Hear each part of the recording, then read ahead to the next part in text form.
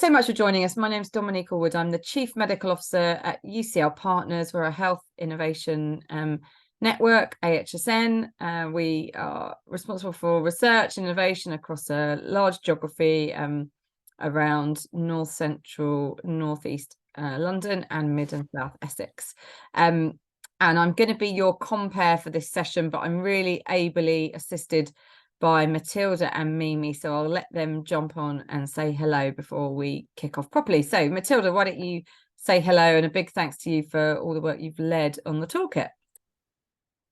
Hi everyone, I'm Matilda. I'm a public health specialty registrar at UCLPartners for the next 4 hours or so, and then I leave to go on maternity leave. So this is my final goodbye. I'll hand over to Mimi.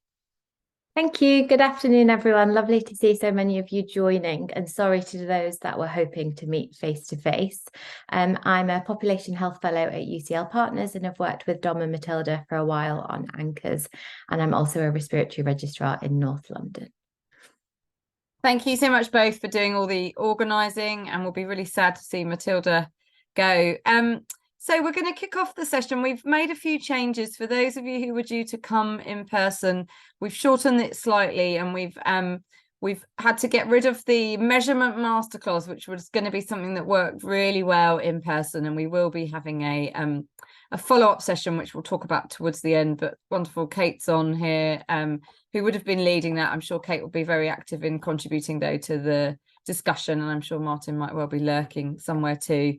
But we will make sure that we do pick up that session in future, and hopefully we get a chance to go to the venue that we'd identified, which is the Good Hotel, this amazing hotel boat out in East London that's very much working as a local anchor around employment and other things. So we'll get a chance to hopefully do some in-person meetings in the new year. But thank you for joining online. We know, particularly for NHS colleagues, it's a very difficult time at the moment, so recognise that people may be dipping in and out a bit. This session is recorded. We've got some fantastic people, though, that we will hear from up and down the country. In a moment, I'm going to be handing over to Matilda, who's just going to give you a bit of an overview about the toolkit for those of you who haven't had it printed out and put by your bedside. She will give you a bit of a 101 around the toolkit. For those of you who have been looking at it in depth, thank you. And I know many of you have been sharing it widely, so hopefully just a little bit of a recap. Then Mimi's going to chair a bit of a panel session with some fantastic contributors to the anchor agenda. They're going to talk a little bit about some of their work around measurement with some really specific examples, some of which you will be familiar with through the report, and others may be newer to you. And Mimi's going to have some time for some Q&A as well. Matilda will take a few questions on the report. Mimi will do more in the panel. And then we're going to take a little bit of time just for a quick coffee break. And then I'm going to go through what is known as open space. For those of you who haven't done open space before, all will be revealed a bit later, but essentially a chance to hand over a bit to you all to think about what are the most important topics, challenges or opportunities that you want to get some help with or share with colleagues, or indeed an opportunity to present some of the great work you're doing. We know there's fantastic anchor practice going on around the country, and we haven't got a chance to showcase it all at all in these short sessions and reports. So if you're somebody that wants to get up and present to a small group of colleagues about the work that you're doing, that would be fantastic too. But we'll talk a bit more about that nearer the time. And then we'll close. And for those of you who know me, you'll know I'm a pretty strict facilitator around time boundaries. So we will definitely finish at 3:45.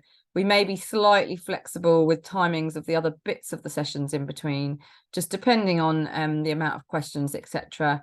But we will make sure that you do get a break in the middle as well. It'll be roughly around 2:35.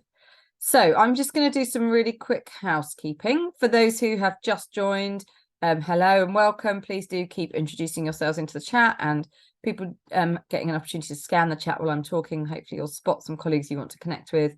I've mentioned a couple of times the session will be recorded. We've been kindly hosted by the Health Anchors Learning Network. Sadly, one of the colleagues who was going to help us facilitate is unwell. Poor Lizzie's not well, but she's been helpful in helping us set up, and we will be posting the recording on YouTube. There's a link there. mentioned about introducing yourself into the chat. Please do pop questions in as we go, and we'll try and keep a note of where they are. But also, when it's a chance for some Q&A, we'd love it if people want to pop their hands up, come on camera. You might want to keep your camera off, but just have your voice in the room. It'd be fantastic to hear from you. And I mentioned about open space. We'll have a chance to really share some problems, challenges, solutions, etc. So I think that's all from me. I don't think we've got any particular social media hashtags, etc., but do feel free to share on Twitter. We are hosting from UCL Partners and also from HALN, and I'll pop a few tweets up as well. But mainly we're keeping the chat within this conversation, and hopefully you'll get a chance to really contribute well. So without further ado, I'm now going to hand over to Matilda, who's going to take us through a little bit of the background intro into the toolkit. Thanks very much, Dom. So that's me, Matilda. As I said, it's my last day at UCL Partners, so I've put Dom's email address on there for any follow-up questions. And I just wanted to, for the next 8 to 10 minutes, we won't take very long, just whiz you through this toolkit that we published last month, I think now, which is really focused on how to measure the activity and impact of anchor institutions. So the background to this, we were funded by the Health Foundation to produce this toolkit. And right from the beginning, really, our aim was to build on all the good work that was already happening out there in trusts and systems. And we were aware of a lot of that was happening, but we were also being asked by a lot of our colleagues, how do we start to measure this work? We feel like we're doing good things. We know we're doing good things, but we really want to think a bit more about specific indicators that we can use to capture this. So we came up with this idea of developing a measurement framework. We wanted it to be useful for local areas. It's not in any way a performance management framework, and you'll see as I kind of show you what it looks like, that it very much takes a kind of option menu approach so that local areas can pick indicators and a measurement approach that works for them. How we did this, so we did a lot of engagement throughout. So we had a core expert group, a lot of whom are here today. So thank you very much for guiding us so expertly through this process. And that included representatives from East of England, the Northwest, London, Scotland, and nationally at NHSE. We had 3 main stakeholder events, which some of you who are here today may have been to one of those. We also did a survey, and that was really about understanding from a wider group of people what mattered most to them about anchor activity and impact, so we could begin to prioritise. And then we did lots of other kind of bits and pieces. And some of that engagement near the beginning was about building a logic model. And that's what those pictures are of us doing in a room with lots of post-it notes, which I had the fun job of taking away and turning into something. And the point of doing that right at the beginning of the project was really to understand, first of all, what the scope was that we were talking about. When we say anchor action, what do we mean by that? Secondly, to really build these links. So we talk quite a lot about what we're doing, and we talk quite a lot about the big impact, you know, improve health, reduce inequities, but to begin to fill in the gaps in between those two things in terms of outputs and outcomes, and then to use that to pick indicators. So we started off with over 150. They came informed by the logic model, but also looking at existing anchor measurement, existing measurement systems across the health and care system. And then we cut them down through a long process of kind of engagement and looking at them and thinking about them and categorizing them into 11 areas, how difficult they were, whether they'd be regular, and where they came from. And I'll show you what that looks like. And then in the final report, that's kind of supported by 4 longer case studies, 16 examples of measurement in action, and then 8 principles for how to do anchor measurement well. And I'll show you all of that just quickly. So this is how we split the indicators. And we used the 5 pillars from the 2019 Health Foundation report, and then we split them further. So we had 11 categories of anchor action. That is the logic model, which no one can read. So that's the whole thing on one big slide. But what we did was we pulled out rows. So that is a row from the logic model. And this is for one of those 11 areas of anchor action. So this is building the future workforce. And you can see we've got the inputs through to activities, outputs, outcomes, and impacts. And the little eyes in circles show where there's a specific indicator related to that particular type of anchor work or output. And there's the indicators that relate to that bit of the logic model. So you can see here we've got some that already exist within the system, and that's the blue highlighted links. So those might be from places like the Workforce Race Equality Standard, and we very much tried where there was data already being collected and reported by bits of the system, not to reinvent the wheel and come up with a new thing that was saying the same or gathering the same information, but to use that. And then some would be kind of new data gathering, although a lot of the trusts that we spoke to already gathered that data or similar data as part of their anchor work. Then they're all categorized by how difficult they are to measure, on a kind of easy, medium, hard.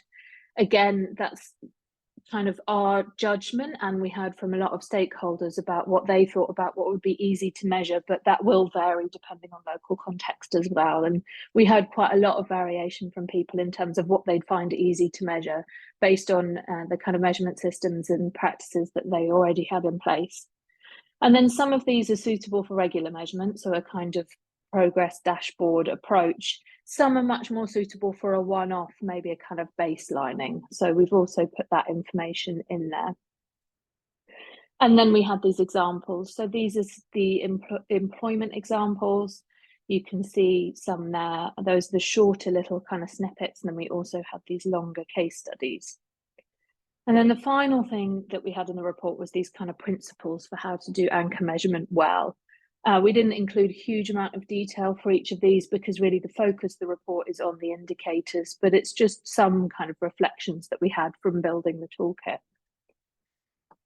In terms of kind of broader reflections, this was a really interesting piece of work to be involved in. It's something I've been wanting to do for ages, having been working on anchors and thinking about anchors for a couple of years.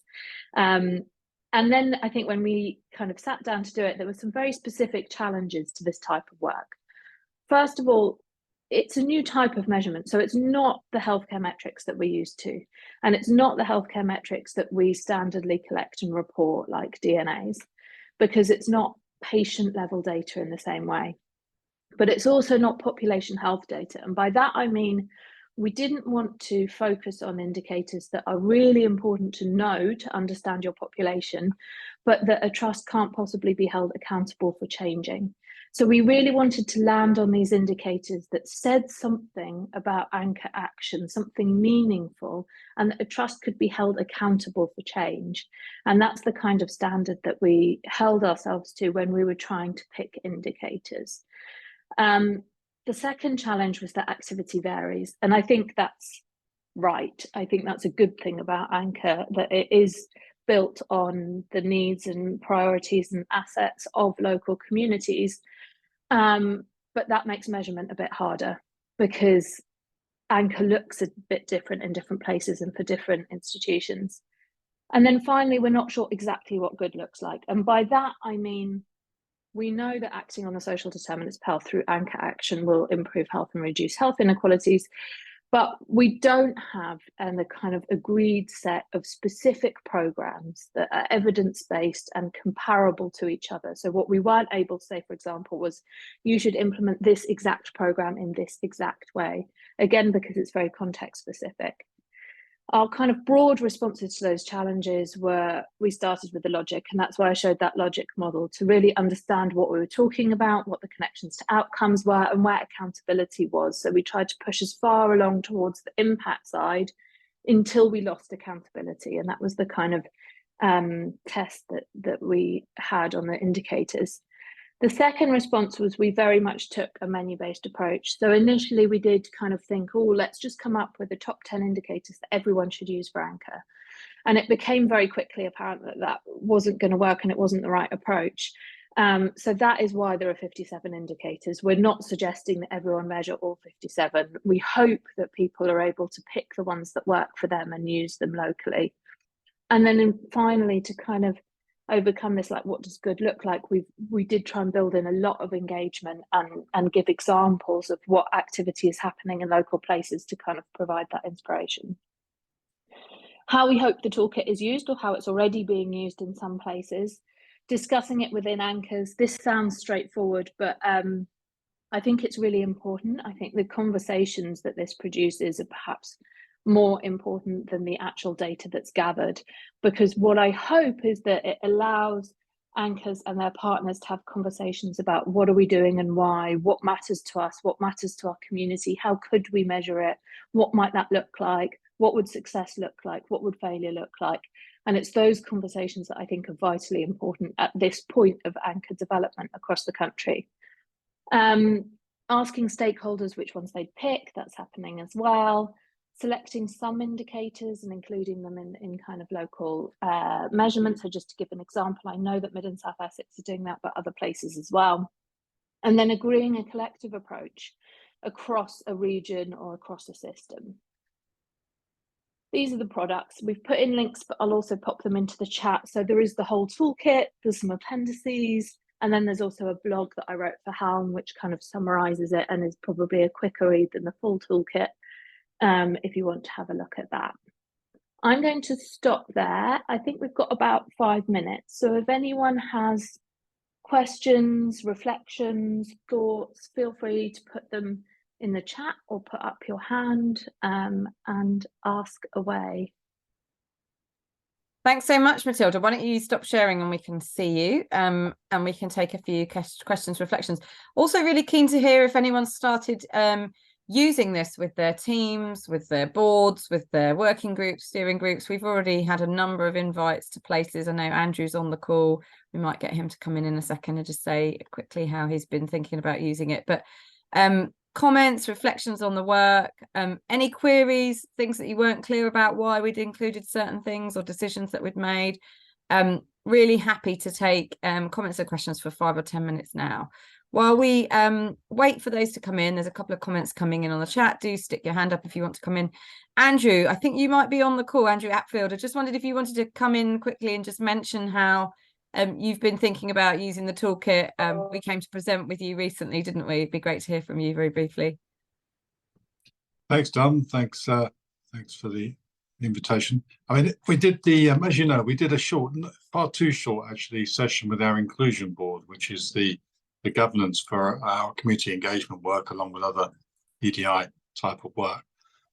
So what we wanted to do was we wanted to use it as a structure. It is a very, whenever you start to look at anchors, it's a bit like trying to do an octopus, isn't it? There's always something else there to look at. So we wanted to use it as a prioritization mechanism. We found it very good. It's the most, dare I say it, while we've still got Matilda and Mimi and yourself there, this is probably the most state-of-the-art effort on trying to capture all this stuff. So it's really good. I think the next stage is actually trying to do it, and our plan is to use the data for, we got some feedback from our board members, and is to then turn it into a bit, essentially we're trying to get to a dashboard, really, something that's measurable, has impact, and has high visibility. Lovely. Thanks so much, Andrew. And it was really great to come and speak to your team, and so good to have so many senior people, many execs, including the chief exec in that forum. So great. There's been a great question by Alexa saying, this is so impressive. How long did it take to develop the toolkit? And I think impressive on many levels. It's got so much stuff that's been distilled down. So many people's inputs have been involved. But also, I think we were really keen to set out how can approaches like logic models really help you think about measurement in a complex time. So Matilda, you might want to tell us a little bit about how long it took, but I know Martin, Kate and Sarah are all on the call, so any one of those feel free to come in and share thoughts about the process, because it was it was quite an endeavour, wasn't it? Yeah, so I think we kicked off properly in January or February this year, and we published last month, so that's a kind of 7 to 8 months in total. We had a huge amount of support from the UCLP evaluation team, so that's Kate and Sarah who are on the call, and also Martin, who's on the call, he's a professor at UCL, who were kind of brought a lot of the measurement expertise, which was really helpful. Then kind of Dom and I have been working on anchors for quite a while, so had a lot of the kind of anchor background and contacts, which was helpful to start off with as well. So we definitely weren't starting from a blank piece of paper, which I think helped. And then it was probably most, but not all of my time maybe about half to 2/3 of my time for that period, and then kind of support from other people. But Kate, join in. Hey, Not going to leave you with all the reflections, Matilda. So obviously, I look after the evaluation team at UCLP, so we were involved in lots of different ways. I think in terms, Matilda's answered the question in terms of how long it took, but it's highly collaborative and lots of iterations. So at one stage we were sitting there with tiny little bits of paper, what would we keep, what would we not keep, and then swap over. So myself and Rohit were vicious with what we should lose, so that we could get from that long list down to the short list. So that kind of coming together, virtually or physically or otherwise, was hugely important in making decisions in terms of what was going to actually be useful, what would actually be a valid measure of what anchors are and how the different dimensions link together. I think one of my reflections on that is that, having been involved in other measurement frameworks for bits of health before, that's quite a different approach. And because we always had, there was always, as far as we could possibly get at, a direct line of sight back to the logic model, it meant that it was absolutely based in the reality of people's experience and understanding of what an anchor is and what it's trying to achieve. And that was a refreshing approach from my perspective, but also hugely important to make sure that the framework as a whole, as well as the elements of it, are as relevant as possible to the operational reality of what anchors are and what they hopefully deliver. Fab, thank you, Kate. It's brilliant, and it was great to have the evaluation team support. I'll come to Rachel in just a second, but Kate, well, I've got you and Matilda there. Plans in place to monitor and evaluate the impact and reach of the toolkit. We've had so much great feedback, probably more than almost anything else I've been involved in recently, about how helpful this has been. People already just championing it and sending it to me from various different places. Have you seen this thing? And I'm like, yes, I have actually. We were part of designing it, which is brilliant. But we're just thinking about how we sort of capture and collate where this is all going, with tentacles around the place. But Kate and Matilda, any reflections on that? And I might just pounce on Sarah, because I know she's been thinking deeply from a sort of NHS England perspective and her own personal perspective, just on how this measurement stuff is so important, how we capture the impact of it. And then I'll come to you, Rachel, for the final question. So Matilda or Kate, just any reflections on sort of evaluating the impact of a measurement framework? Yeah, I'm slightly ashamed to say that I hadn't thought of putting an evaluation framework around the measurement framework before it went out. So anything we do now feels quite retrospective. But understanding that reach will be hugely important, and the means through which it's been disseminated, I think, will be really, really interesting. So I'm quite keen to understand how those networks work together. So some kind of a network analysis of the strengths of those connections, which could provide us with some really interesting insight into where we might need to strengthen those connections, which I think has a kind of strategy and potentially policy interest in it as well. So yeah, that's kind of current reflections. Right, Matilda. I don't have much to add other than, people are telling us how they're using it, and do carry on telling us, because we're really interested in that, and we are noting all of that down. It's not an evaluation in the formal sense of the word, but we are capturing all of that, and we're really keen to know. And also reflections on what works well, what doesn't work well, what really kind of hit home with your local partners, and what kind of didn't land, and all of that we really want to know. So do kind of keep us informed about that as well. Yeah, we've got a database of all databases that's currently in production. Rachel, fabulous to have you here. Do come in and ask your question to us. Thank you. It's just to kind of share what we're doing, and it's kind of similar to what Andrew is saying about the dashboard. So my colleague Liesl, who's on the call, has been involved in the early stages as well. So we had a dashboard previously, which Liesl had developed, and having been involved in the work with yourselves, what we've now done is revisited it, looked at your indicators, and we've now got a draft dashboard which we've had out to our 4 NHS providers, and we're meeting not next week, the week after, to sort of formally adopt that. So it's been quite positive. It's been really helpful having the indicators, just some of that RAG rating around which ones are the easy ones to get, which ones are not so. interestingly, some of our views when we've gone out to people have said, well, that one's actually far more tricky, or this one's a little bit easier. But, you know, it's been really helpful to kind of show how some of this is stuff that's already being done anyway, and it's just about bringing it together. So yeah, so we've got a meeting in a couple of weeks' time. We're feeling very positive. We had the chief execs and chairs of each of the NHS providers come to that first meeting, and we're now sort of looking at how we adopt that. So we'll be very happy to keep you updated. And I know Kevin's chatting and sharing his experience at MSc, and obviously we're also in Essex, and we've been linking really closely with Kevin as well. We're mindful where we've got some providers that are working across multiple systems, and you know, their plea to us is, please don't give us 3 different versions of measurements. You know, can we all link in on that? So that's been really helpful, how we're all kind of using those same kind of indicators. So that's that same approach as well. So yeah, we're all feeling very positive, and we'll keep you posted. Thank you. Wonderful. Thanks, Rachel. We couldn't have planted that better. It'd be great if you, Andrew, and anyone else pops your emails in the chat so people can follow up. I'm sure that people will be interested to hear how you progress with that. And I think you make 2 really important points that we've been thinking about deeply. One around how we do make sure that this isn't creating a whole industry of measurement for the sake of it, and this should be lots of things that probably people are already looking at in some shape or form, and this is about being more strategic and intentional. And then the second point of trying not to create so many different versions of what we measure, more of a sort of single version of the truth for a particular area based on local need and priorities. So thank you, really helpful. I said you were going to be the last question, but we've had such a good question from Dee that we're going to take that, and I'll draw Matilda and potentially Sarah in on that, about still unclear about how CQC or anyone else assesses how ICS is delivering on the 4th purpose.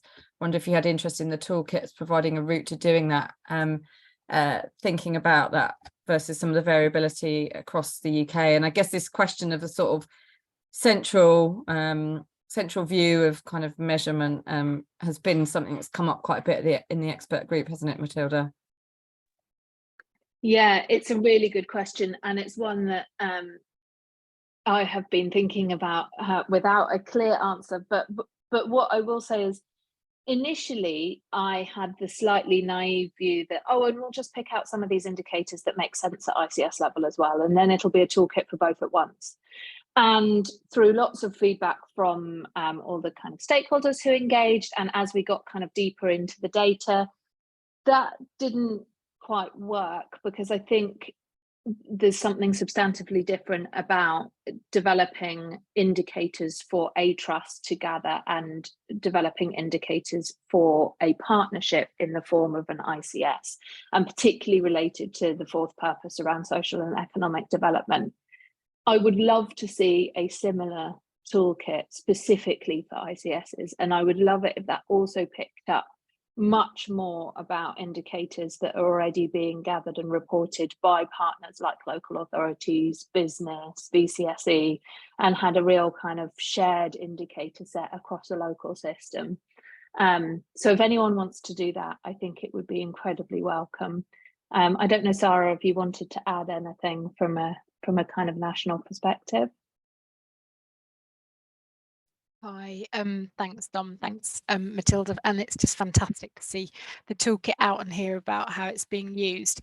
I mean, we are NHS England systems will have to kind of reports, not quite the right word, but kind of share how they're performing against each of the 4 key roles, of which social and economic development is obviously one. And there has been some interest from our team to think from our broader team about how the toolkit can help support that. And I think Matilda's right, is that it can't just be literally lifted and shifted. I mean, while you might sort of think, well, could an ICS kind of aggregate the impact of different anchors within a system, I think that won't quite work, because obviously different anchors will be using potentially different indicators, and also it's not necessarily sort of telling of impact. And there's a whole range of broader ways that ICSs may be contributing to social and economic development, either through kind of using sort of influence and advocacy and partnership working, as Matilda said, but also through commissioning and sort of the way services are provided and sort of wider regeneration. So I think there's sort of discussion and debate to be had about what's next, but I'm not sure to be honest, how the systems transformation team colleagues are developing kind of measures and impacts at the moment around for purpose. But obviously this is a key tool that could help certainly inform thinking.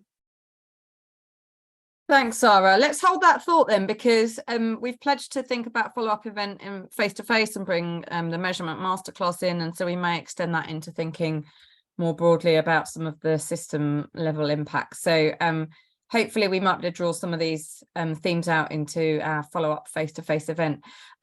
Brilliant. All right, well, we're going to kind of put pause now talking about the toolkit in its more general form, and we're going to hand over now to Mimi, who's got a few colleagues she's going to introduce, who are going to share some of their stories and work, and then we'll take some specific questions either from for them or more generally to carry on this focus on measurement. So Mimi, over to you.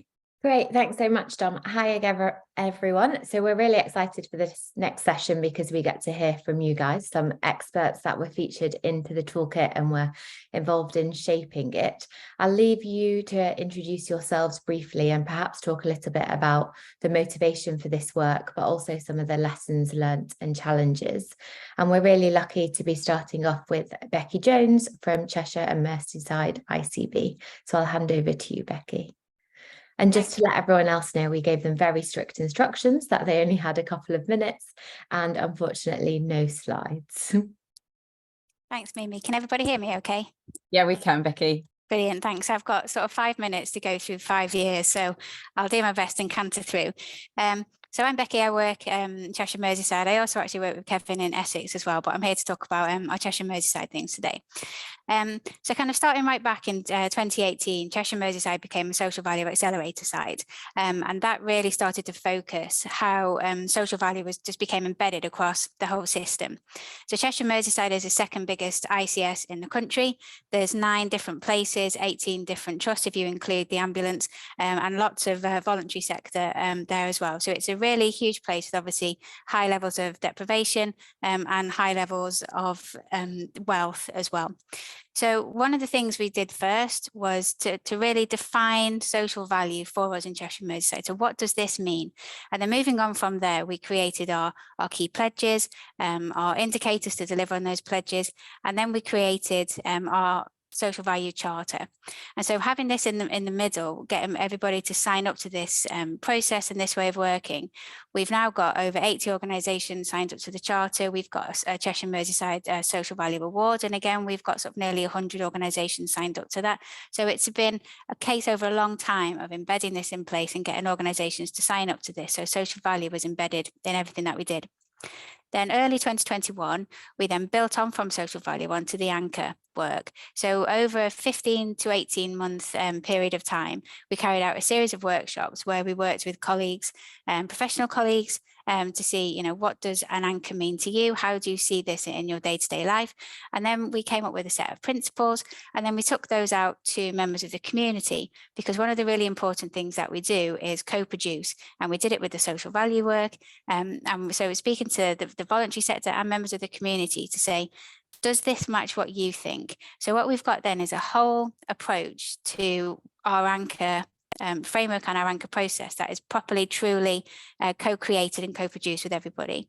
So we then launched our anchor framework in July 2022, and the ICB became the first organisation to sign up to this. We've now got about 20 organisations, and these include NHS, local authorities, voluntary sector, and we've had our first private sector organisation sign up as well. And what we did with this framework is it's got things like committing to have a real living wage, committing to net carbon zero, committing to using the buildings for the good of the community. But what we've not done is tell everybody, stop doing what you're doing and follow this. What we've done is this is a framework. So things that are already in place. So we've got something called a prevention pledge. So all of our 18 trusts are signed up to the prevention pledge, and this is now part of being an anchor. We've got in Liverpool City region, they've got the Fair Employment Charter. So that aligns directly with the real living wage. So we're starting to bring in things that are happening in other parts of the system into this one framework. So everybody can still deliver either as a place or as an organisation, but we've got this overarching framework that allows us to have that governance, that structure, and provide that evidence that we need to do. think we've got from a measurement perspective, we've got our anchor assembly, so that's got key senior leaders from across the ICB. We had our first anchor assembly in July, and our first 6 organisations that are signed up to be an anchor went through that process. So this has got an evidence framework on there. The first one was, again, co-produced with members of the public, and it was a really kind of quite light touch for the first one. We've now added more metrics to that. So as we go on to our next anchor assembly, and that's chaired by the chair of the ICB, and just sort of said to people, you've committed to sign up to this framework. Can you evidence against your commitment? So we've got the evidence, and then we've got our dashboard, which we're building from that.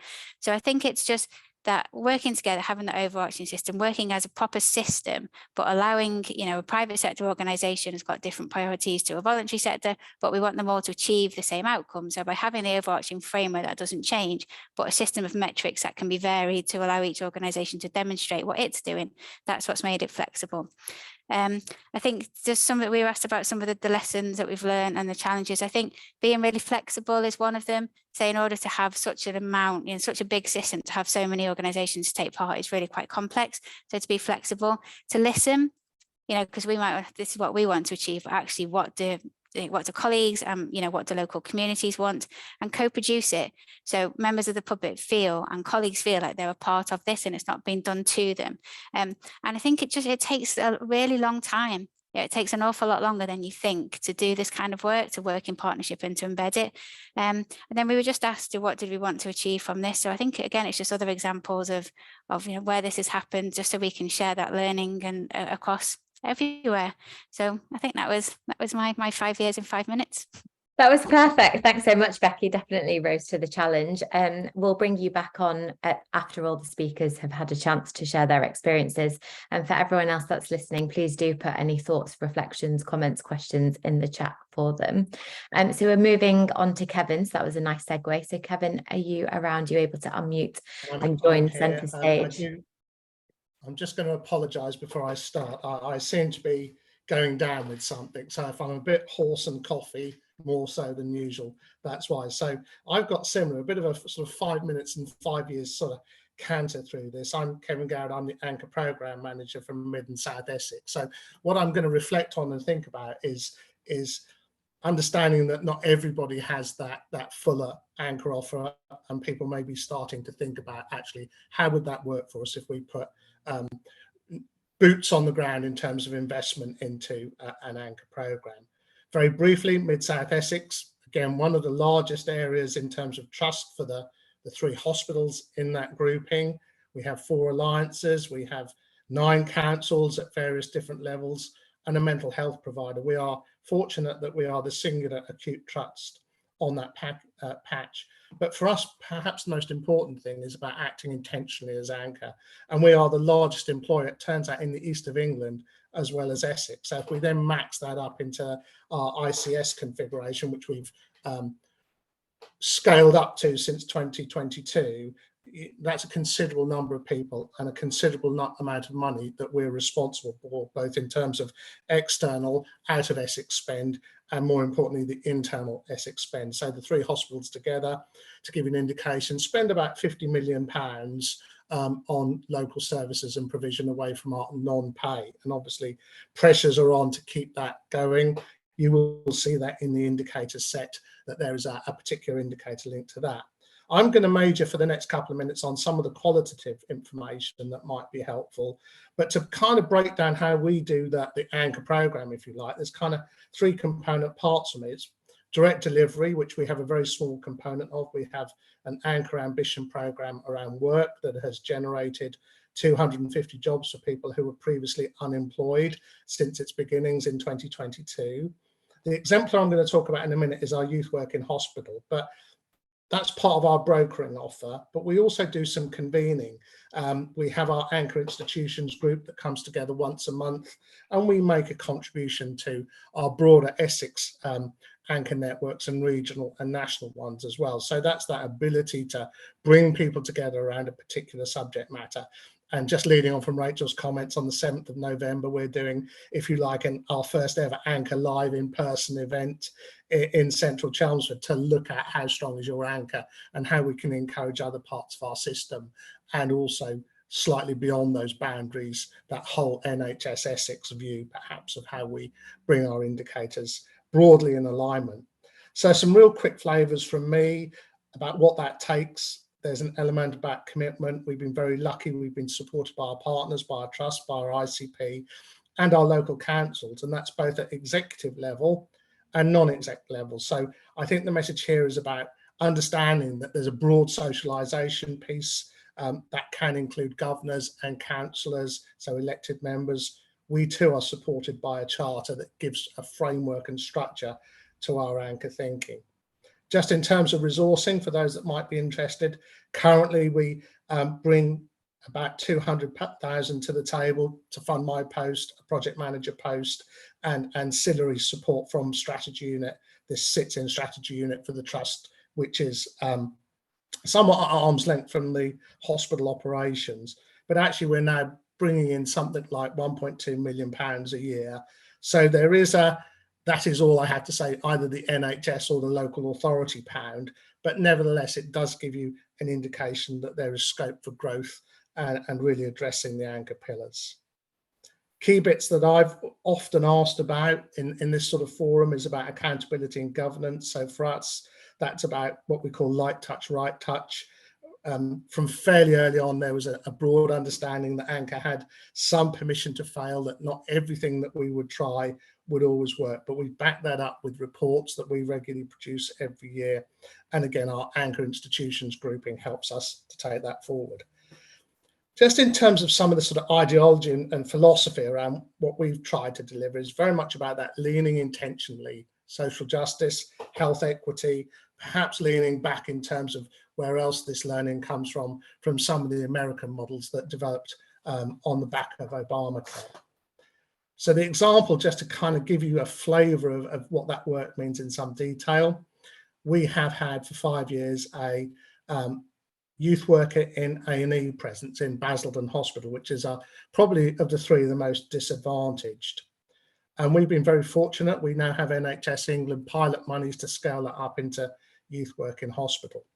But the brokering part that Anchor does is about profiling that. It's about supporting that development. It's about enabling to make that happen. It's more than signposting, because our colleagues who deliver that from Essex Youth Service don't have an in-depth knowledge of the hospital and how we go about that process. So from creating space for them to operate, to getting this on the agenda at last month's AGM, all of those are important things that Anchor delivers in terms of making the space for this sort of program to succeed.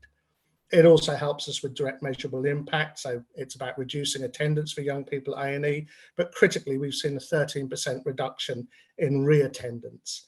Life choices, life chances, positive feedback from participants and clinicians. We don't always call them patients in this context, but actually it's also about reinforcing the message that prevention is generally better than admission. So I just wanted to rapidly share that with you. For us, challengers, Mid-South Essex is a really big geographical patch, and stretching all that way with a small team and being able to get to all the spaces we need to is a challenge. So we kind of have to work in partnership in that space.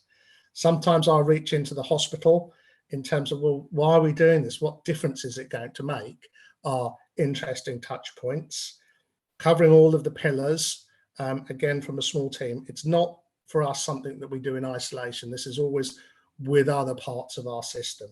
Metrics in the indicators, I think, is probably well rehearsed, but I'll lean back to some comment that Becky made, and it was also on my reflections that this takes time and resilience. It just doesn't happen overnight. So I wanted to reinforce that.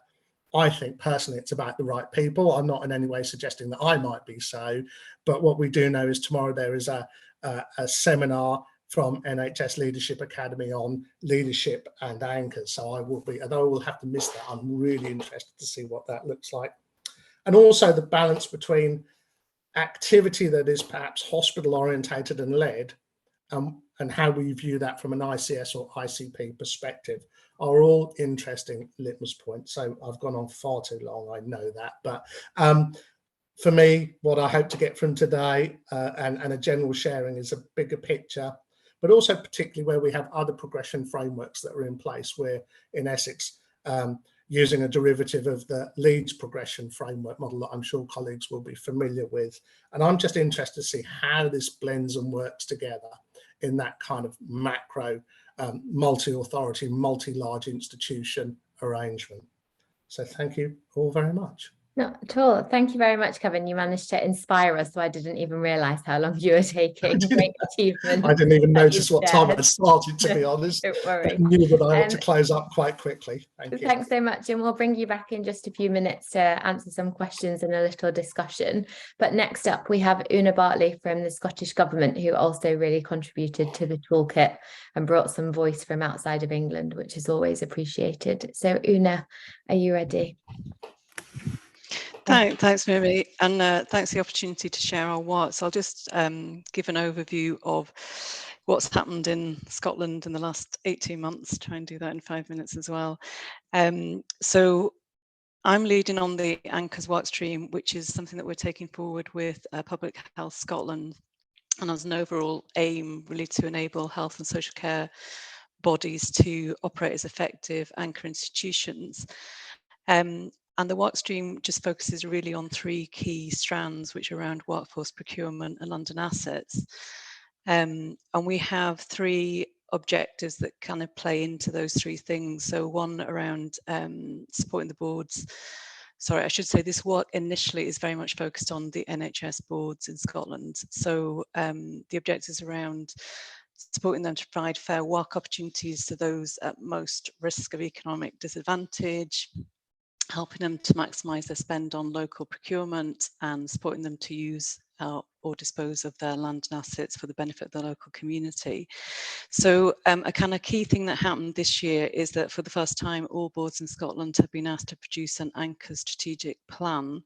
And as part of that ask, we asked all the boards to baseline where they are in terms of their anchor activity around those 3 strands: workforce procurement and London assets. So to support that, we've worked very closely with our analysts within Scottish Government to develop a basket of metrics. To do that, we've undertaken quite an extensive engagement exercise, which has allowed us to come up with an initial set of metrics, which was then tested with NHS boards, and we're hoping that these metrics will be signed off next week and then can be issued to the boards. And I should say that, as somebody else has noted, we work quite closely with UCL, watching what they were doing at the same time. So I'll just touch really briefly on some of the challenges that we faced as we started to take this work forward. I think one thing was that when we started to look at the data for workforce, although there's a lot of data, we were really forced to think about what we were trying to measure and why. And that forced us to really think about which groups of the population we were trying to target in terms of recruitment and retention to the NHS in Scotland. And eventually we actually had to revise the original objective for workforce, which initially had been around asking boards to ensure that their workforce reflected their local population. And instead we changed it to ask them to ensure that they were providing for fair work opportunities to those most at risk of economic disadvantage. And we trawl through a lot of Scottish Government strategies to identify who those target groups should be. And I can say more about that if people are interested. In terms of the procurement strand, that was actually relatively easy to identify appropriate metrics for, because boards already report in detail on their spend on goods and services, although we did have to define what we meant by local.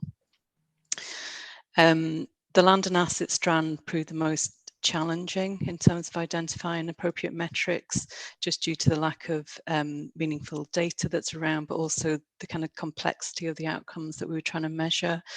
And I sat in on one of the UCL workshops earlier this year on this area, and it was kind of both reassuring and slightly disappointing that I think everyone was in the same place and there wasn't any obvious metrics to put in place that we'd overlooked.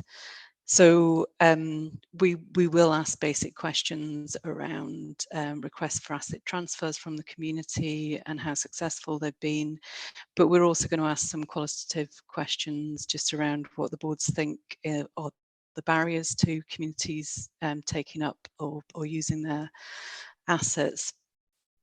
And so I think the majority of questions or that we'll ask around land and assets will really be closed questions about what strategies they've got in place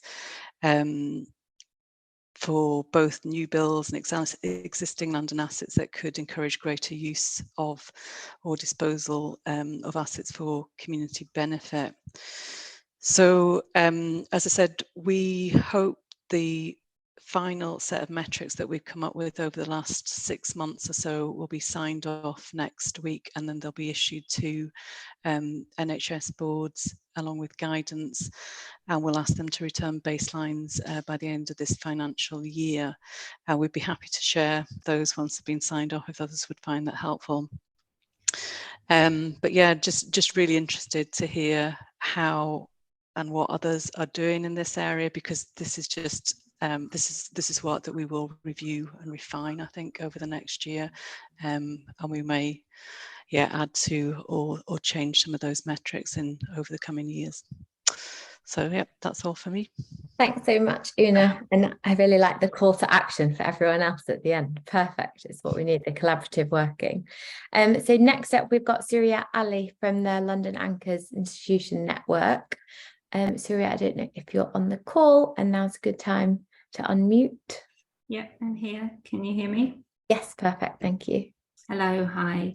So yes, the London Anchor Institutions Network, we've only been going for 2 and a bit years, so I don't have to squeeze 5 years into 5 minutes.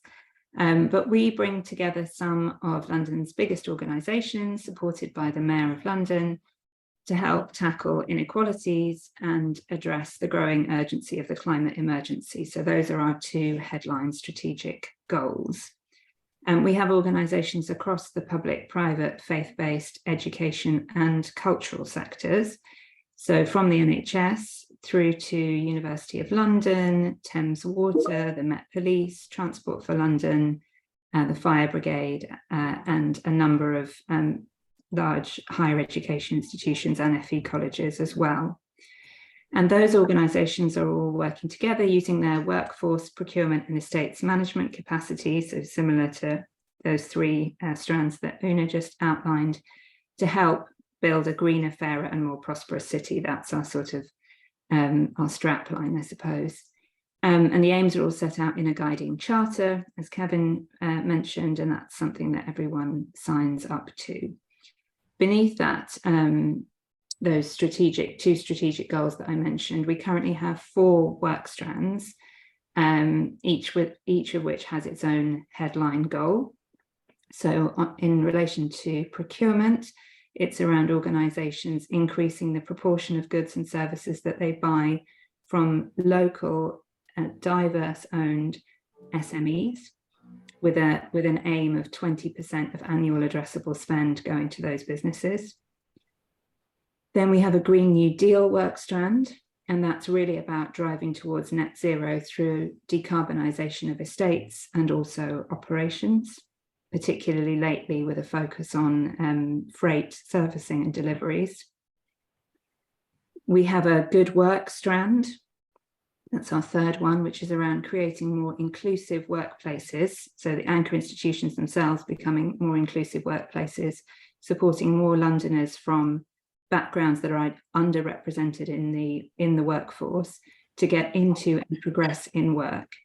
And the emphasis there is on measuring this by closing gender, ethnicity and disability pay gaps across our member organisations.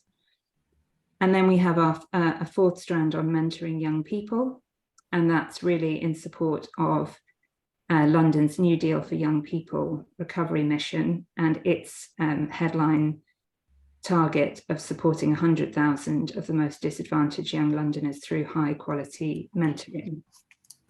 So our members set individual targets and make commitments in relation to each of these areas and those headline goals, and support one another to achieve and deliver on them.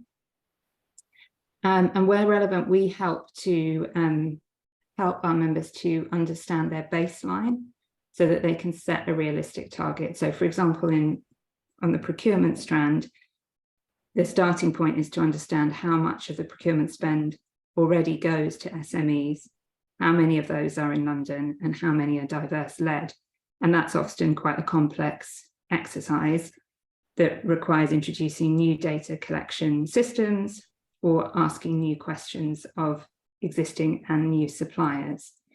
But that baseline is really important to make sure that the individual institutional target is realistic and achievable. And then we have a core set of metrics that we track across the programme, across all of those work strands. So to stick with procurement for a moment, that would be the amount of direct spend that goes to the types of businesses that I outlined, but also the amount of indirect spend via tier 1 contracts. And we also track things like the number and amount of contracts that our anchor institutions are reserving for and awarding to those businesses as well. So some of our metrics are very much about the headline goal. Some of them relate more to the activity that supports the realization of the goal. To give you another example in relation to that good work strand, so the closing of pay gaps is really the really key one. Although I should say that for some of our members, the commitment is to publish those pay gaps for the first time. They're not in a position yet to track the closing. They're looking at, we're supporting them to publish for the first time, particularly in relation to ethnicity and disability. But then we have, again, a number of other metrics that sit sort of beneath, which are about activity that moves people closer to the overall goal. And that can be anything from achievement of disability confident or the next level of that scheme, through to increasing the number of supported internships that they offer for those with learning difficulties and differences, or apprenticeships for particular cohorts of the population. We're collecting this data twice a year. So at the end of the financial year and at the mid-year point, we have our mid-year reporting actually due in today. So we'll be seeing where we've got to in the next couple of days as we crunch through those numbers. But much as others have said, we recognise that all our members are really different in terms of size and scale, sector, starting point. It's a challenge for us, but we respond by deliberately allowing for flex, both in target setting and in reporting. So as well as collecting data against those core metrics on outcomes that have been achieved, we also collect quite a lot of qualitative information about the actions members are taking and the progress they're making. In terms of lessons learned, I think there are two key things I would highlight. The first is the importance of combining hard data with storytelling about the impact that this work is having on individual Londoners and on London's businesses. And we found that that's really powerful in getting across the value of this work, why we're doing it, but also building a sense of momentum and buy-in. And we found that videos are a particularly powerful way of telling these stories, and you can see some of those on our website gallery. So storytelling is really key. The other key lesson is around the importance of, when we're tracking information that supports the business case for this way of working, as well as sort of outcomes for London and Londoners more generally. And this, we find that this is really important for this work to be sustainable. It's not just about altruism, it's also about addressing organisational challenges as well. So, for example, the fact that achieving London Living Wage accreditation has been shown to lead to better retention rates, or the fact that actions towards net zero are also driving down operational costs for some of our members. So that aspect of data collection is also really key. And we're finding that's really valuable for us in terms of both onboarding new members to the network, but also making the case for our existing members to go deeper and faster. Do I leave it there?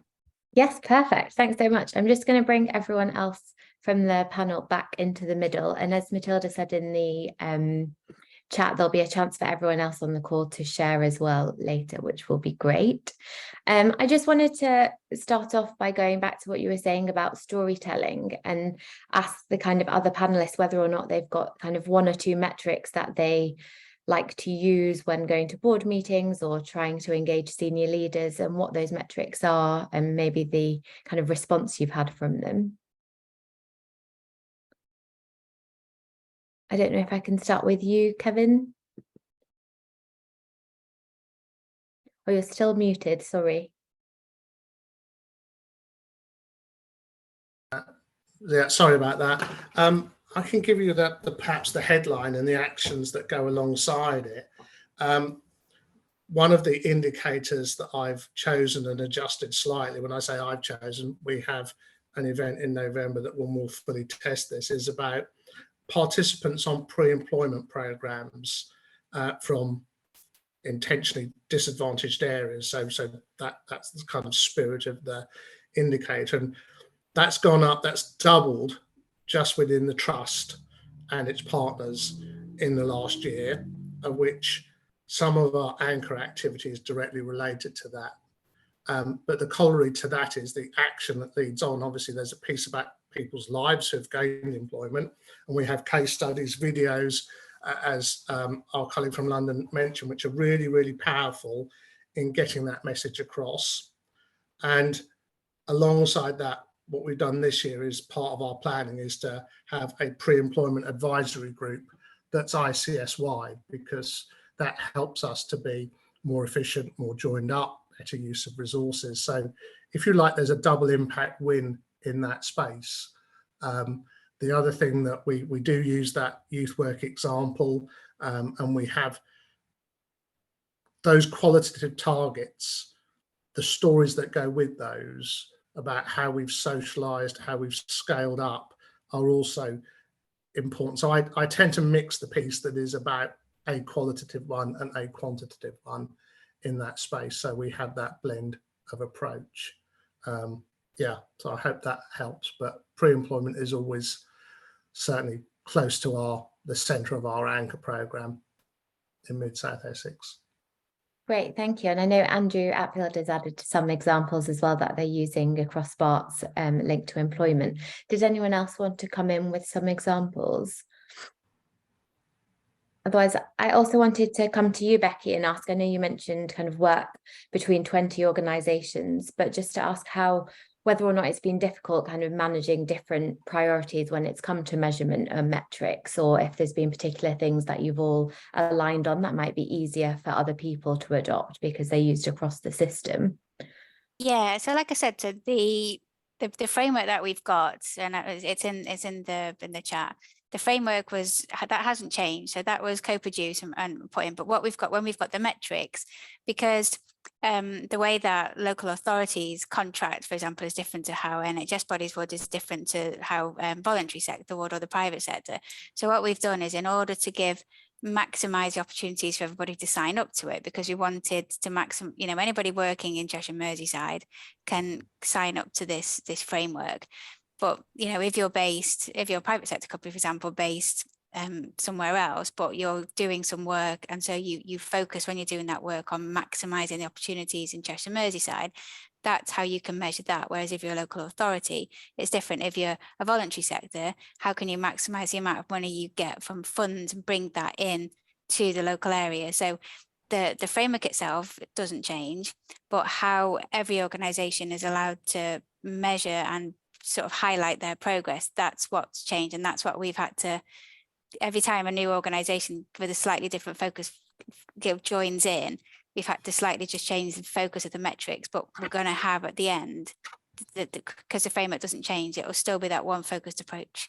And it allows as well, we've got things like the Fair Employment Charter, the Prevention Pledge. These are things that are already happening. So it's bringing those into this one way of working. So that's how you can have a whole system where the system works together under one governance, but each different element of it can work in a bespoke way. So that's how it's kind of set up. Great, you make it sound so seamless. I'm sure people will be sat there thinking it's definitely not that easy for us, but they can come to you when they hit challenges, I'm sure. Did anyone else want to come in at that point, how they've been working with other partner organisations and how they've kind of dealt with those challenges?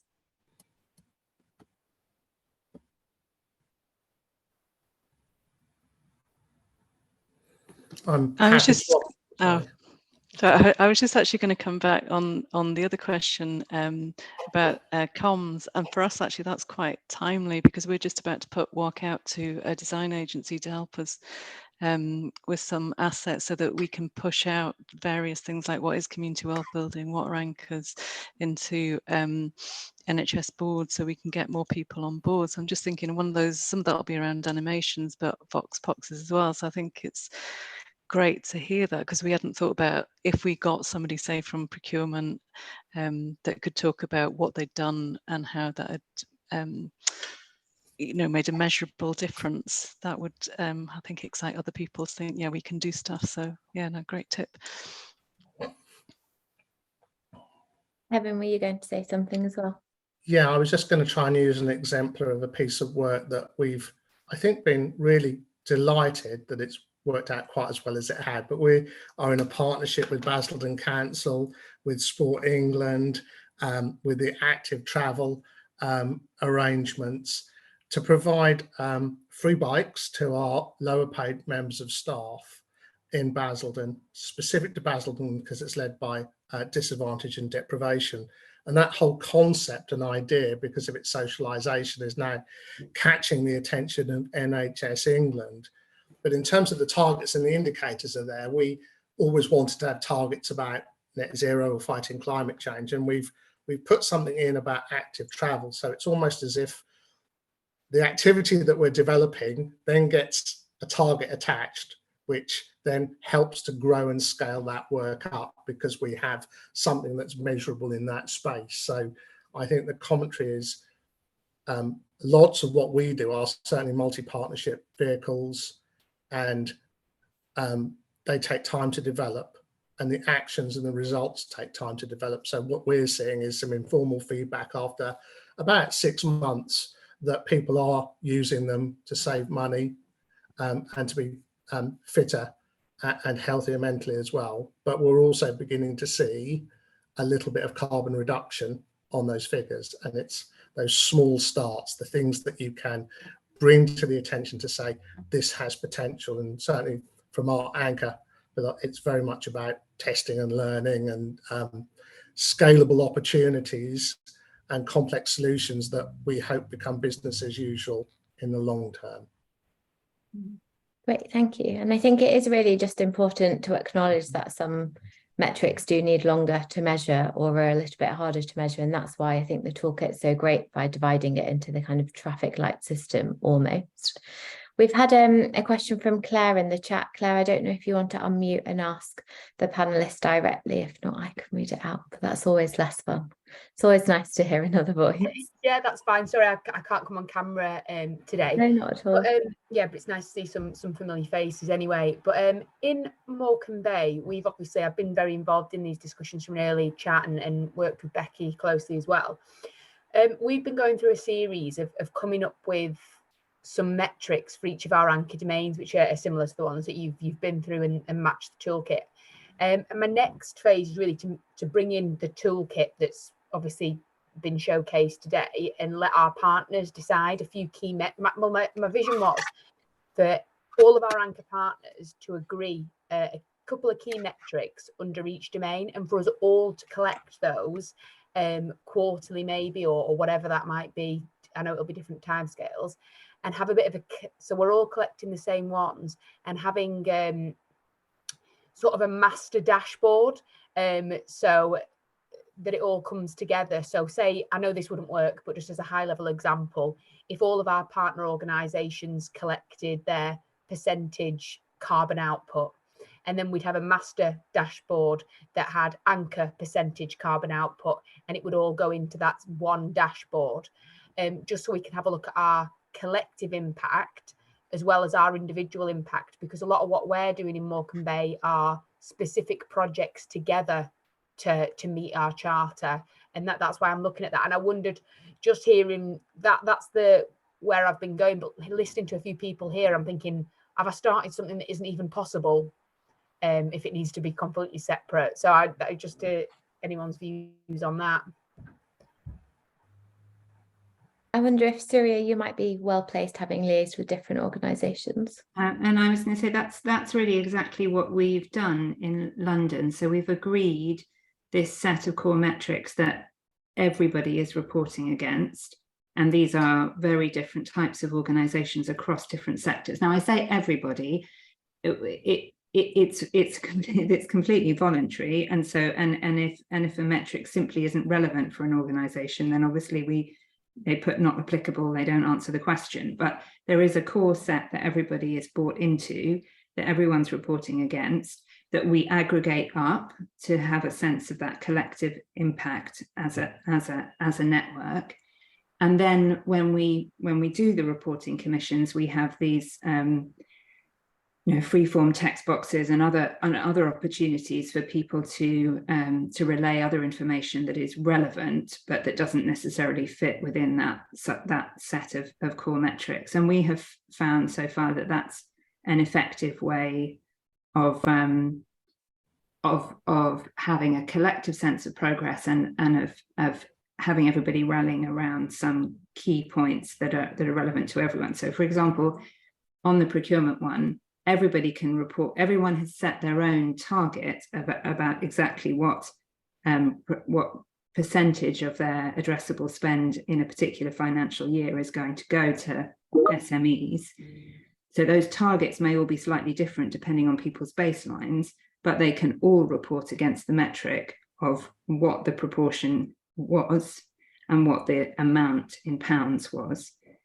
So yeah, that we have those core ones that everyone's reporting against, and then we can look at the different targets that people have and different qualitative measures of progress across the institutions.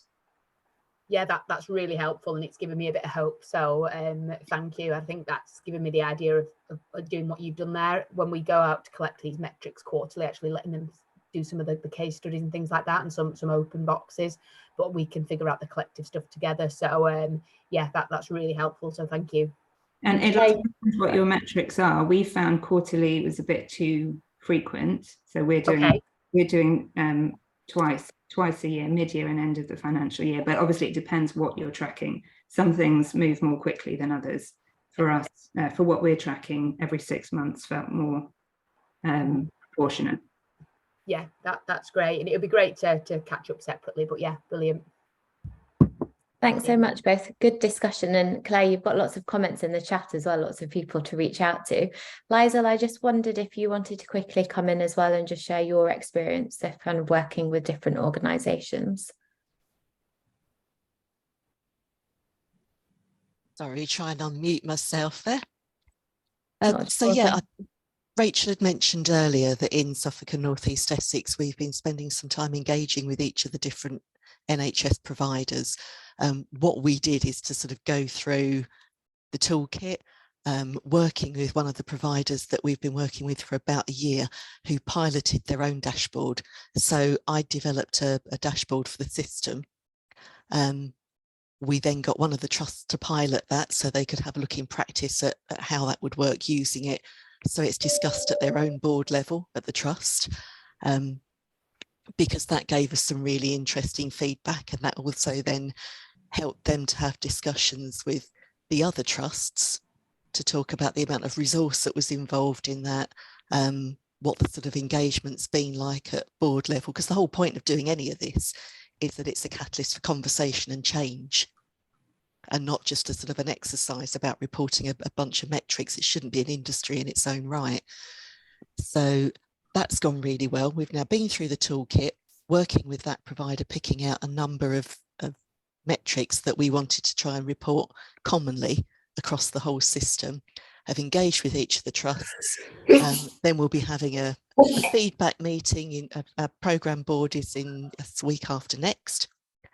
Hopefully to agree that core set of metrics, so that we'll be developing our our system-wide, an updated system-wide anchors dashboard, and that in turn will feed into our system assurance framework, which will be reported to our ICP committee and discussed there, and hopefully that will be useful for CQC when we're being assessed as a system as well. Great, thank you. Did any of the other panelists want to come in for anything, any closing remarks or final comments? Kevin, I note your comment and you're sneezing. I hope you're doing okay. Well done for surviving this long. Otherwise, I'm sure we'll share around everyone's details and email addresses from the chat so people can get in contact and continue on the conversation. Thanks again for all of your time. Just to say as well, we were also hoping to be joined by Ciara Mia from the London Procurement Partnership, who unfortunately wasn't able to, but I'll share resources from her as well after the event. And now I'll hand back over to Dom, I think. Thanks again. Thanks, Mimi. What a great panel. We could listen to you all talking for a long time. We really squeezed you into doing highlights, and really shows that there's lots going on as well in the community that are on here, and lots of connections already being made. So thank you for everyone talking about these conversations, what's being measured at institution level, system level, really interesting. We've got some really exciting last bits of this session that are going to happen after the break. We're going to give you 15 minutes. We know a few of you have got to sneak off to different meetings, strikes and other bits and pieces are calling, sadly, but we'd be delighted for as many of you that can join back as possible for the final session, which is going to be our open space session. So a chance, if you are doing some great anchor measurement work that we haven't had a chance to showcase yet, we'd love to hear from you. Or if you've got a topic that you're finding like a really knotty problem about how to aggregate data up, how to prioritize metrics, whatever it might be, we'd love you to think about an idea that you might want to help convene a little small group on. And then I'm going to talk to you about how we're going to arrange all of these ideas into one quick session. So really the purpose of open spaces for the next 45 minutes after coffee, we're going to help you co-create the agenda of the most important things you want to talk about around anchor measurement. As I say, that can be sharing your great examples or talking about a problem, challenge, topic, common area that's coming up.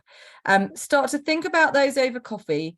If you get as far as wanting to do a little bit of work, then you can pop that question or topic area onto our easy retro board with your name in 8 words or less. So a very quick summary, but we'll come back to this board. So if you don't get a chance to get anything up, that's okay. But just start thinking about, would you like to be a convener of a conversation or something that you're thinking about in relation to measurement? And then we'll give you lots more instructions after the break, and we'll take us through the final sort of 45 or 50 minutes. We'll make sure we definitely finish on time. So we hope as many of you can join us as possible back at 10 to 3. And if you can start thinking about ideas, we'll pop a link in the chat for where you can log them for some conversations you want to kind of convene or host or join. And we will come back at 2:50. So see you all soon.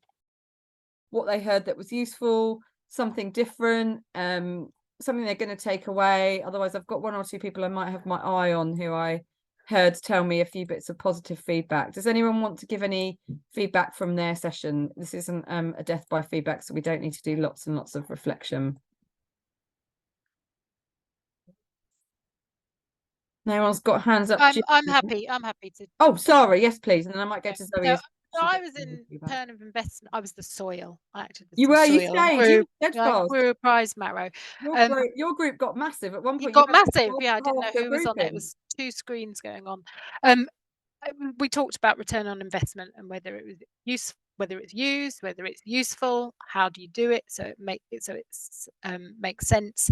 And we kind of heard different arguments actually about, yes, it will be sort of valuable for kind of people being able to kind of work together and kind of compare things at a system level and support collaboration, but also because it's really hard to sometimes monetize certain elements, that may actually be a barrier to actually sort of then acting on certain pieces of work. So we're talking about how do you value racial diversity, for example, and then also kind of issues about, well, who's paying for something? So I think we kind of potentially came to the conclusion it'll be interesting to see how it happens at an ICP level as that emerges, but there are risks with it. But and do we just accept we should be doing it and sharing our marrows, etc., our fruits of our labour regardless. The ROI marrows. We'll end up with some hashtag on Twitter with that. Thank you. And it sounded like a really great conversation. Lots of people are popping in and out of there. Zoe, we were just in a conversation at the end and you were sharing that you'd found the session really useful. I'm going to just pick on you because I heard you give a final bit of feedback. Zoe, do you mind just... Yeah, no, that's fine. And this is thanks to Dee, Matilda and Martin, who we did a bit of a chat about how you bring the number of measures down, and just a really helpful revelation of there's not kind of one true lens, which I think I was trying to focus on. You kind of create that by the 3 different lenses of what residents want, what people working on it think is feasible, and then what kind of fits with your strategy and your exec team, and then create one shared lens. So I think I was thinking there was kind of one version of the truth from one of those rather than a collaboration of all of them. So that's helped kind of confirm what I'm doing and then how I bring it together. So very, very helpful. So thanks everyone in that room. Fabulous. It was wonderful to have a few people actually presenting work who we didn't have in the main panel. I know, Charlene, you had a full room the whole time and lots of people were in there with you. I hope that went well. Anything to reflect on that you kind of got out of presenting as well, Charlene? Yeah, thank you, Dom, and thanks to everyone who actually came into the room and gave me good feedback on what Northwest London is doing. So yeah, so I just wanted to say that we had a different approach to what I've heard the panel said earlier, and we actually starting from the bottom up. So people that are the grassroots of our community across Northwest London, we cover 8 boroughs.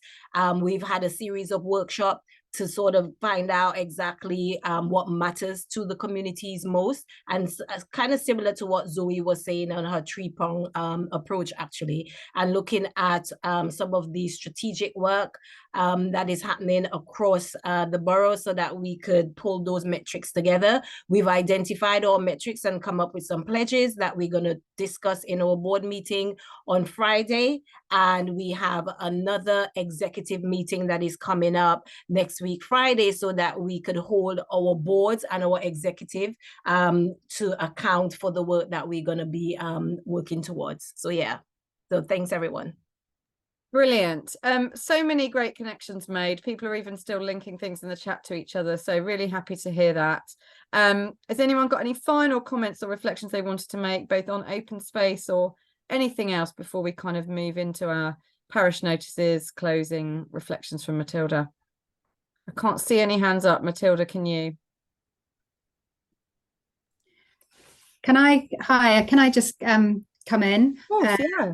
Yeah, so because I think we had a really good discussion in our group around, we were looking at how do we find those measurements that can kind of work across systems, and we got into like a really interesting conversation about actually what's more important, is it doing the work or measuring it? And it sort of depending on like where you are in your kind of anchor journey, we felt that actually getting on and doing the work is and going where the energy is and all that is really important to start with, but at some point we need to be able to measure that for purposes of accountability and to be able to measure impact and so on as well. But just to build on what Charlene was saying, I think where we ended was around this point that are we doing the things that matter most to the communities that we serve, and to a certain extent you know, what we measure has to be in relation to that. So I suppose it was just to say that was kind of where we ended up, and colleagues from Leeds talked about the work they had done connecting with community priorities as well through a grant they got, and Amy said she was going to share that in the chat with people as well, the report that they had. So really turned into a conversation about really kind of meaningful co-production with our community. So just to end on that. Amazing, thank you. What a great note to end on, and thanks for all the rich stuff in the chat as well from colleagues, and we will be sharing that out with people that have registered for this session. We're going to sort of try and collate the chat a little bit. So I'm on the home straight the last couple of minutes. I just want to share something in the chat that came up a bit earlier while you were all in the rooms, and it was with Christine. She's just wanted to flag a research project at the moment that's going on where trusts and organisations can offer to submit some data in raw form, and they will be doing some analysing and benchmarking against a whole suite of anchor metrics. So your chance to get some benchmarking data back if you want it. More there to click through the PDF.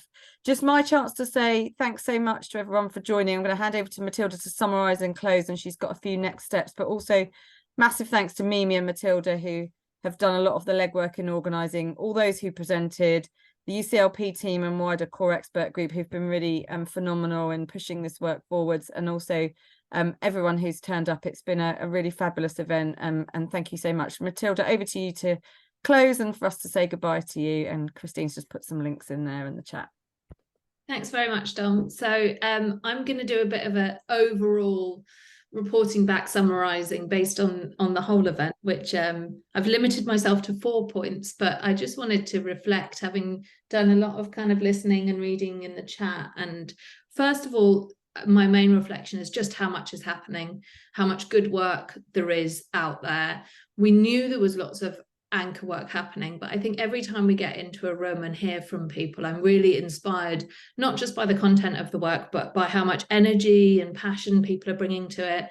And actually, compared to similar events that we did a couple of years ago, I think there's much more being measured, there's much more being captured in terms of actual impact, and there's much more being shared with partners at a place level, at a system level, partners from different sectors. So that's really encouraging to see that that's kind of moved on from just kind of the initial kind of seeds of this work a couple of years ago.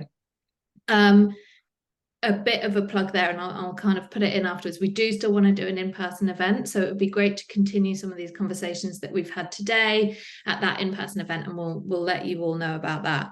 My second reflection is something that came up, I think, kind of in the panel and then has been picked up a couple of times since, is the value of having some kind of framework, whether that's a charter or a set of agreed principles or a kind of reference to what we're really talking about. And then within that, a lot of flexibility. And I think that's particularly the case when we're thinking about building shared measurement at a kind of system or place level. There needs to be flexibility, but it can be really helpful for that to be within some kind of constraint. So that kind of push and pull of like, this is the limits of what we're talking about, this is our scope, this is our framework, this is how we think about this is our statement of intent, whatever it might be, and then within that allowing for the flexibility of delivery and measurement depending on context. The next thing was, again, I'm being reminded of the value of qualitative data, stories, the kind of impact on real people, and how valuable that can be, not just for engaging new partners and for kind of telling the story about what anchor means and why we do it, but also for understanding impact. And that qualitative data is not just a kind of a tool of engagement, it is a tool of measurement. And this toolkit, because of the nature of it, focused on quantitative measures mostly, but we can't forget the value of those kind of stories and qualitative and really the kind of impact that we're having on people. And then my final point would be a kind of, again, a bit of a push and pull or kind of twin dynamics of, I think with this, we have to start somewhere. And it's not going to be perfect data, perfect measurement, a kind of pristine dashboard where everything is always available all of the time and shows steady progress towards our target.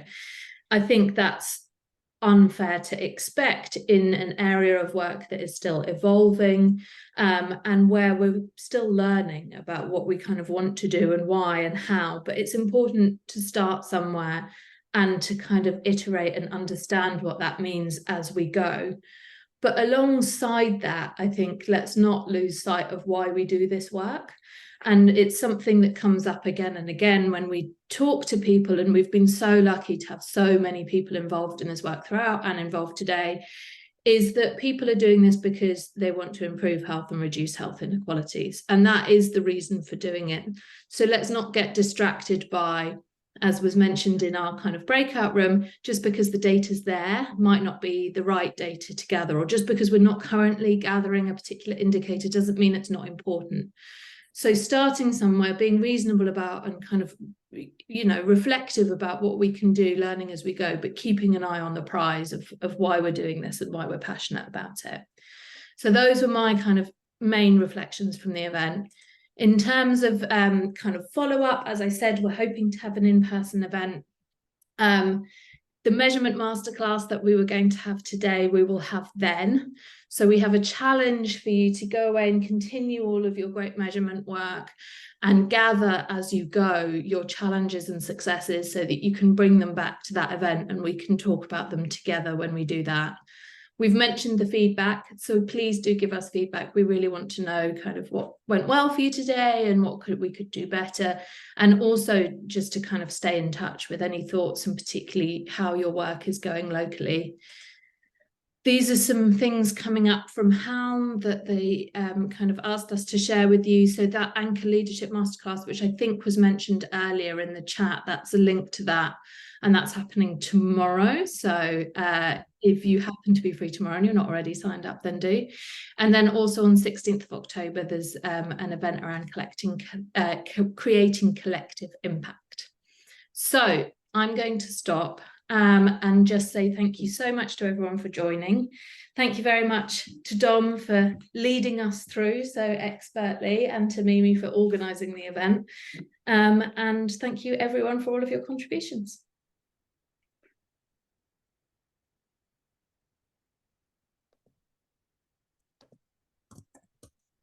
Bye, everyone. I just wanted to stay on a minute and say goodbye to Matilda. Oh, brilliant. We'll stop the recording in yeah. a moment and